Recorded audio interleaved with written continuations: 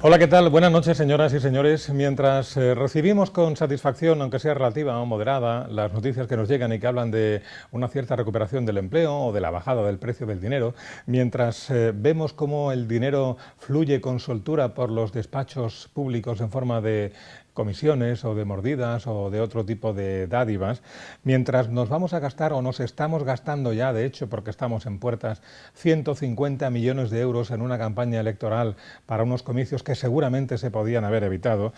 y mientras esperamos que lleguen a casa esas cartas ilusionantes, firmadas incluso a mano por los propios candidatos que se comprometen a crear un país próspero donde reine el estado del bienestar, mientras todo eso acontece, ocurren también otras cosas ante nuestros ojos que a menudo y para muchos pasan desapercibidas. UNICEF, el Fondo de Naciones Unidas para la Infancia, que además estos días está celebrando su 70 aniversario defendiendo los derechos de los niños en todo el mundo, acaba de publicar el informe Equidad para los niños, el caso de España. Los datos que presenta el estudio sitúan a España en la segunda mitad de la tabla de los denominados países ricos, con una tasa del 36% de niños que viven en situación de pobreza o en riesgo de exclusión social. Para comentar este asunto, hoy está con nosotros Gabriel González, que es especialista en políticas de infancia de UNICEF. Señor González, buenas noches. Hola, buenas noches. ¿Cuál es la primera lectura global que hacen ustedes del informe?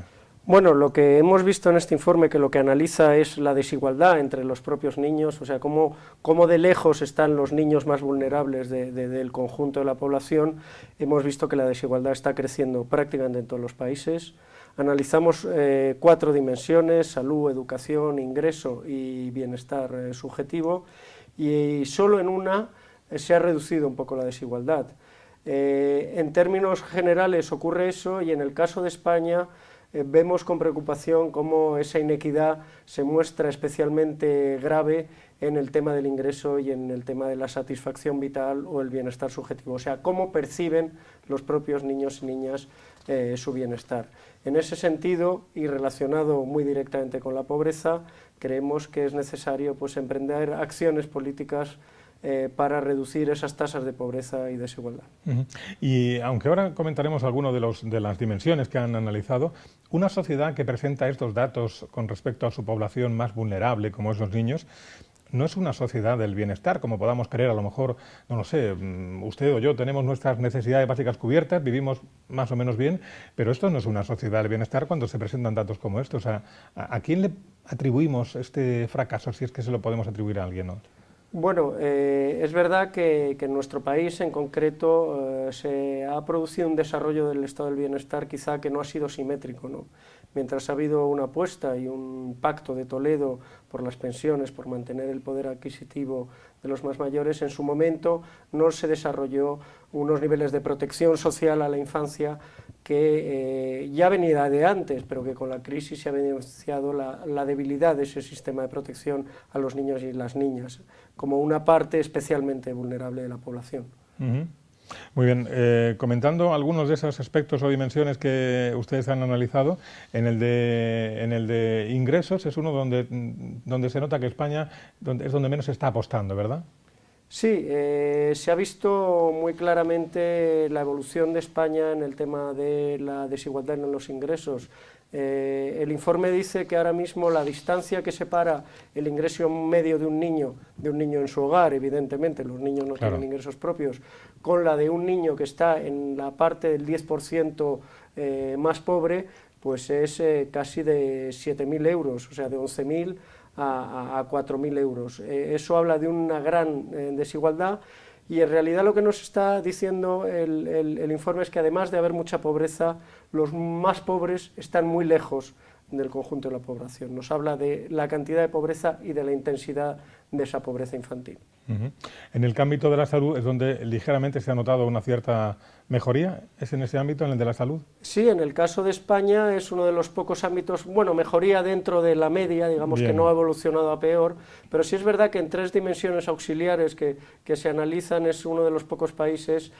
junto con Estados Unidos, que mejora, de los 2 países que mejora en esos 3 indicadores que tienen que ver con la calidad de la nutrición y también con la práctica del deporte.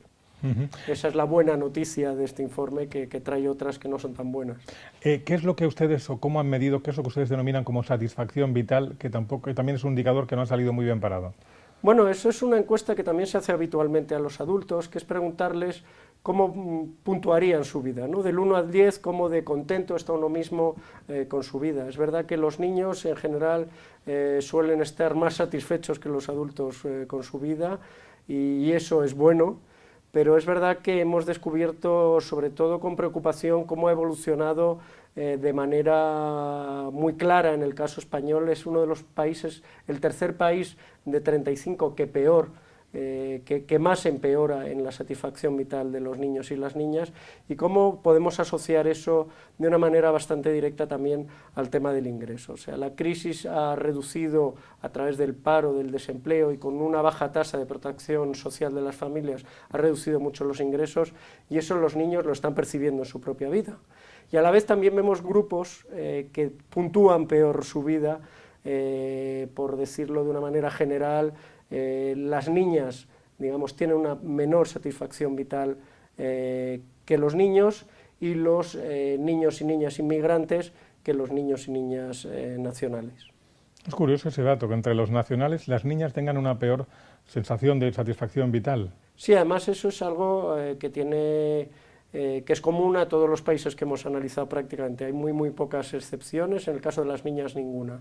Algunos autores la asocian pues a temas de evolución, incluso biológica, en las niñas. La salud es una parte importante en la satisfacción vital, y por ejemplo la aparición de la menstruación podría ser una explicación, pero también puede haber otras explicaciones relacionadas con eso, aunque el informe no entra directamente en el análisis de cuáles son las causas. La desigualdad, por tanto, podemos afirmar que ha empeorado. Sí, evidentemente la desigualdad ha empeorado en dos dimensiones que son claves para los niños, y ha empeorado prácticamente en todos los países, menos en el ámbito de la educación, que más o menos se ha mantenido estancada. Eso lo que nos debe preocupar es porque las sociedades más desiguales al final son sociedades menos felices,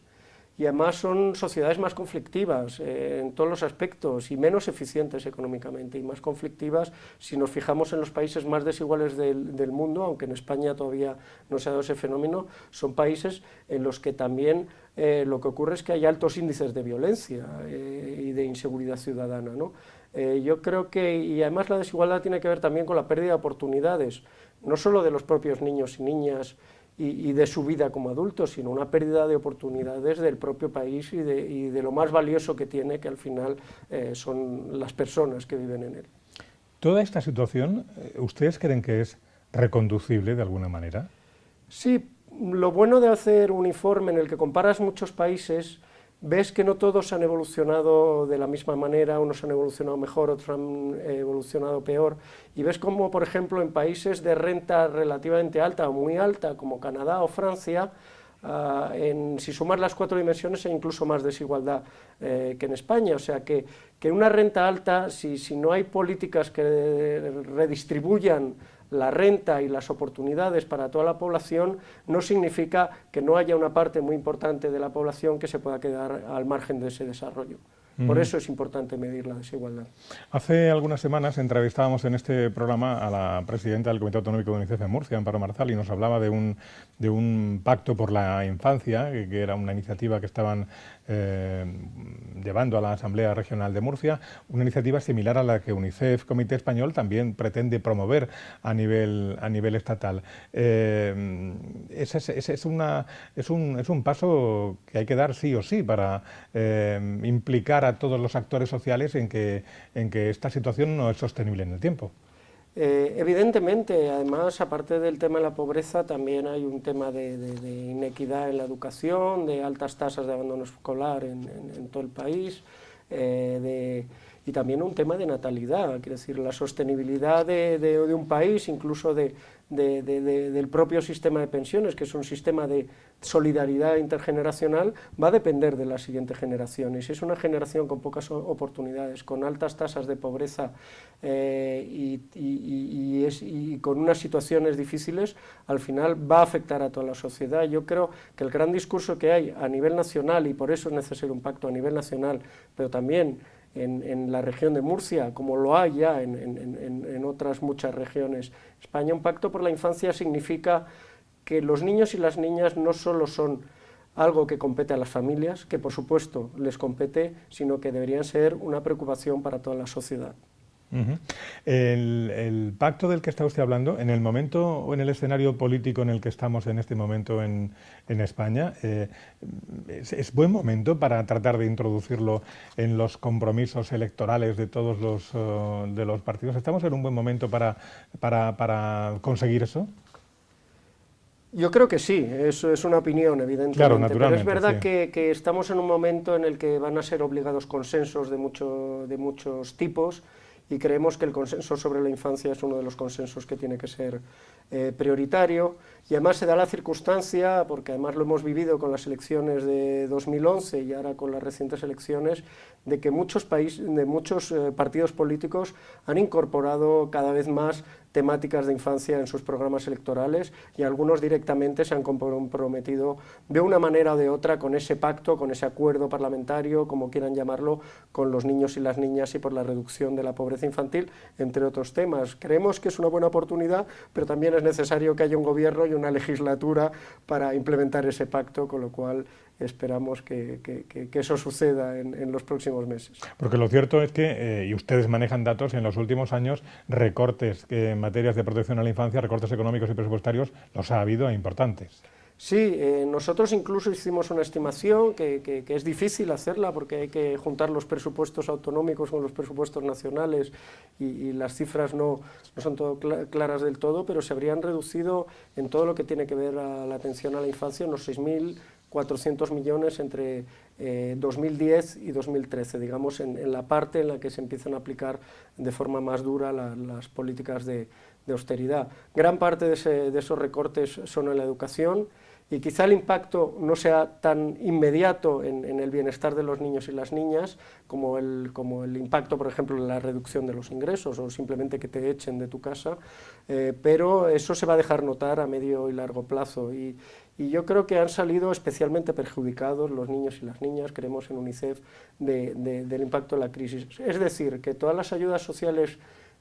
para niños y niñas se han visto como prescindibles desde un primer momento, y nos podemos acordar pues desde los famosos 2.500 euros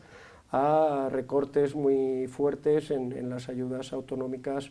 en estos últimos años. Cuando una organización de la seriedad y de la solvencia de UNICEF publica un informe de estas características, ¿tienen ustedes acto seguido algún tipo de respuesta por parte de las administraciones públicas? ¿Alguien, no sé, de gobiernos u oposición les llama y les dice, o bien para mostrar su preocupación por estos datos, por lo que está pasando, o para incluso, iba a decir presionarles, no es la palabra, pero bueno, para mostrar la poca gracia que les ha hecho que se publiquen sus datos? ¿Hay algún tipo de reacción cuando, repito, una organización seria como UNICEF publica estos informes? No, jamás hemos recibido presiones de ese tipo, porque además un poco el rol de UNICEF en todos los países es colaborar con las administraciones públicas para aplicar mejor los derechos de los niños en estos aspectos que estamos tratando y en otros muchos. Es verdad que en algún momento alguien se ha podido sentir más o menos incómodo, pero al final lo que percibimos es que se vaya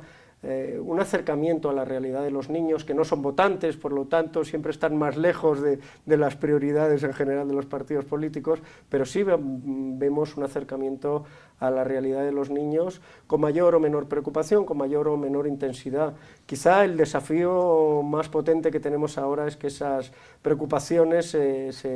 se conviertan en recursos específicos para la lucha contra la pobreza infantil, para la equidad, para otro tipo de ámbitos que hemos visto que en este informe y en otros que hemos realizado son especialmente preocupantes en el caso español. Hemos hablado antes del tema de los ingresos económicos de las familias donde están estos niños, y ustedes proponen, entre otras cosas,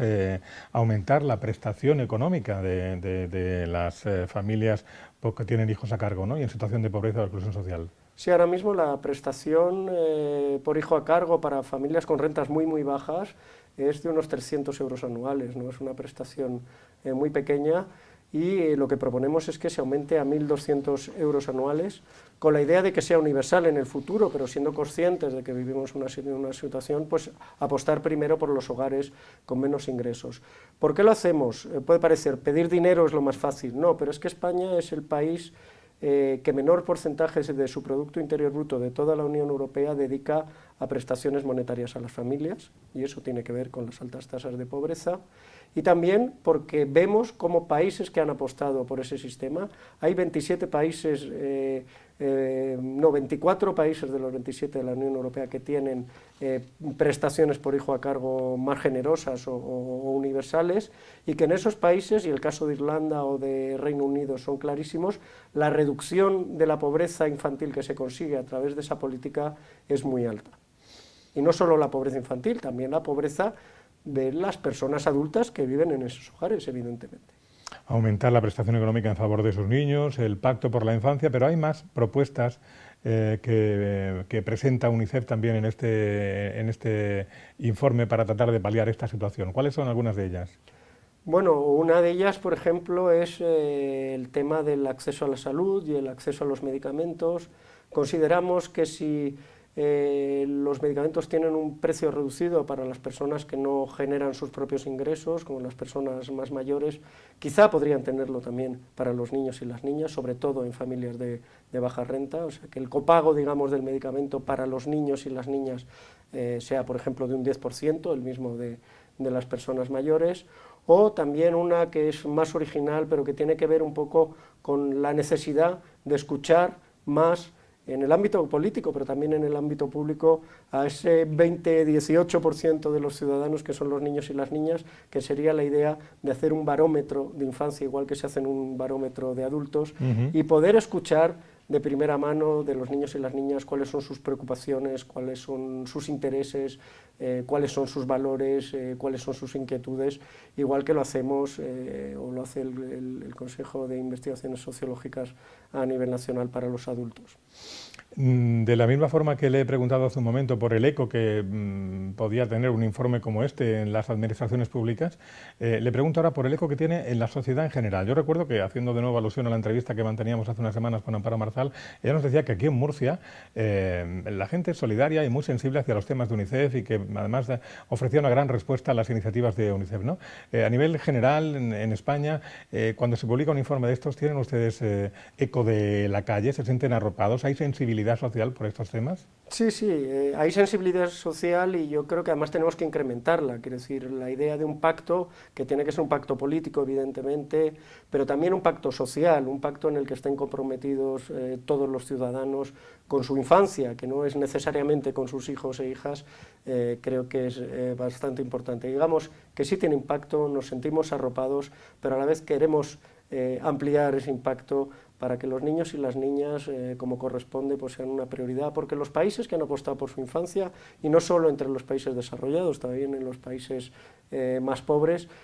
han cambiado el modelo de país en unos pocos años, y eso yo creo que es enormemente importante. Este informe que hacen ustedes es cada 2 años, si no me equivoco, ¿verdad? ¿O estoy confundido? Este informe, sí, normalmente hacemos un informe sobre la situación de la infancia en España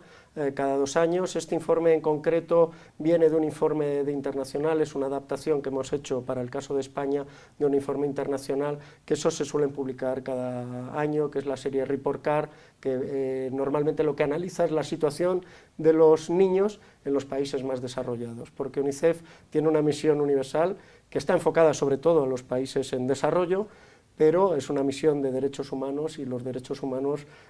también son para los niños que están en los países más desarrollados. No, se le preguntaba lo de la periodicidad, porque una situación como esta de crisis económica y que afecte a la población más vulnerable, a los niños, es seguramente difícil o muy complicado que cambie en un plazo, en un periodo de tiempo tan corto. No lo sé si el próximo informe, pero bueno, que la intención es esa, que se puedan rebajar los índices, aunque sea un poquito, ¿no? Claro, o sea, es verdad que lo que no se mide al final no existe, entonces es muy importante medirlo, pero luego también es muy importante que se actúe desde el ámbito público y también desde el privado, pero la misión de UNICEF es sobre todo que los estados cumplan con la convención, entonces nos dirigimos sobre todo al ámbito público, ¿no? Y yo creo que sí, sí hay datos que cambian, por ejemplo, los datos de pobreza han cambiado muy rápidamente. Otros datos que tienen que ver con la calidad de los servicios, por ejemplo, la salud y la educación, es probable que el impacto de las medidas de austeridad pues se note dentro de unos años en esos servicios, ojalá no. Pero es verdad que sí se pueden medir cambios, aunque nos gustaría también tener mejores indicadores y más indicadores sobre niños y niñas, porque a veces muchos indicadores que hay para adultos no los tenemos para los propios niños y niñas. Muy bien, pues nosotros le agradecemos que nos haya acompañado hoy en este programa, le agradecemos a UNICEF en general, naturalmente, la labor que realiza y en concreto la referida a este informe porque nos ayuda a mirar hacia esos otros polos de atención a los que no solemos mirar a menudo porque la atención la tienen acaparada a otros acontecimientos informativos, ¿no? Pero le agradecemos que nos ayude un poco a despertar nuestra atención y nuestra sensibilidad hacia estos asuntos. Gabriel González, especialista en políticas de infancia de UNICEF, muy amable, muchas gracias y hasta otra ocasión. Muchas gracias y buenas noches. Gracias también a ustedes por acompañarnos y nos encontramos el próximo día aquí en Primera Línea. Buenas noches.